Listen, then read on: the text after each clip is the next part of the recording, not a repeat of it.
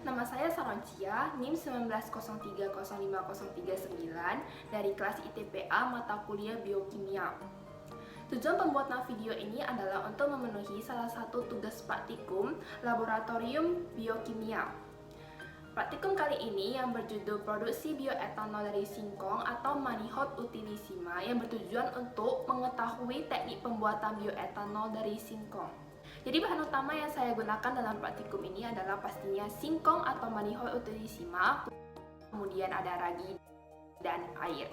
Dan alat yang saya gunakan adalah panci untuk mengukus serta alas pengukus, kemudian ada sendok, pisau, alat penyaring,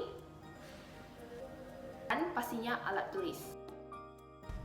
Setelah alat dan bahan disiapkan, singkong dikupas dan dipotong-potong menjadi beberapa bagian. Tujuan pembersihan ini untuk mengurangi kadar HCN pada kulit singkong dan juga pada bagian luar umbi.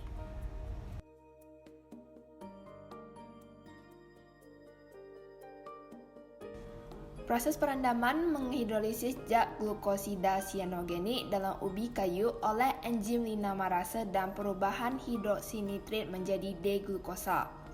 Selain itu, fermentasi dapat mereduksi asam sianida karena pemecahan senyawa linamarin menjadi sianida bebas yang disebabkan adanya aktivitas enzim linamarase dari ubi kayu.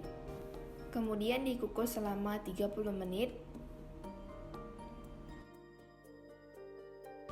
Ditiriskan singkong dengan alat penyaring dan dimasukkan ke dalam wadah fermentasi. Kemudian tablet ragi dihancurkan dan ditambahkan ke dalam singkong yang telah direbus. Wadah fermentasi ditutup rapat agar tidak terjadi kontaminasi oleh mikroba lainnya. Dilakukan fermentasi yang berlangsung secara anaerob dan tetap menjaga suhunya pada suhu ruang. Ini adalah tape yang telah difermentasi selama 4 hari. Warna menunjukkan putih kekuningan, ukuran telah menyusut. Aroma khas tape dan sedikit berbau alkohol.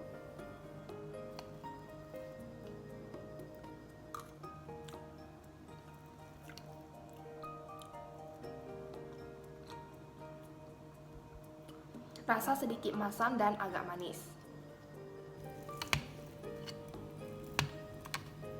Tape bertekstur lunak dan sedikit berair. Jadi pada praktikum kali ini, amilum atau pati pada singkong tidak sepenuhnya diubah menjadi alkohol oleh Saccharomyces cerevisiae alias si ragi. Mengapa demikian? Karena proses perubahan amilum atau si glukosa menjadi alkohol itu membutuhkan waktu yang lebih lama. Karena proses pembuatan praktikum ini hanya sekitar seminggu, saya membuatnya hanya menjadi tape atau menghasilkan alkohol dengan kadar yang lebih rendah. Hasil fermentasi menunjukkan tape memiliki warna putih kekuningan, beraroma khas tape dan sedikit berbau alkohol, mempunyai rasa yang agak asam dan sedikit manis, bertekstur lunak dan mempunyai kandungan air yang tinggi.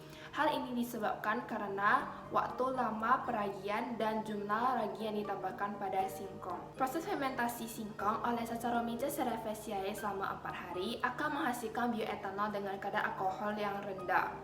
Percobaan dapat dilanjutkan untuk mendapatkan kadar yang lebih tinggi, sesuai dengan kemampuan ragi dalam mengubah pati menjadi etanol. Perendaman dilakukan untuk menurunkan kadar sianida pada ubi kayu, karena mampu menghidrolisis senyawa glukosida sianogenik. Selain itu, detoksifikasi secara fisik seperti pemotongan, pencucian, pengukusan, dan pengeringan dapat menurunkan kadar sianida pada singkong. Penerapan bioetanol dari singkong dapat dilakukan oleh masyarakat luas, terutama dalam keadaan pandemi seperti ini, yaitu penggunaan sanitizer yang sangat banyak. Jadi, untuk menghemat biaya dan ramah lingkungan, sangat dianjurkan kepada masyarakat untuk menerapkan praktikum ini dalam mendapatkan alkohol sebagai sanitizer. Sekian video dari saya, terima kasih atas perhatiannya.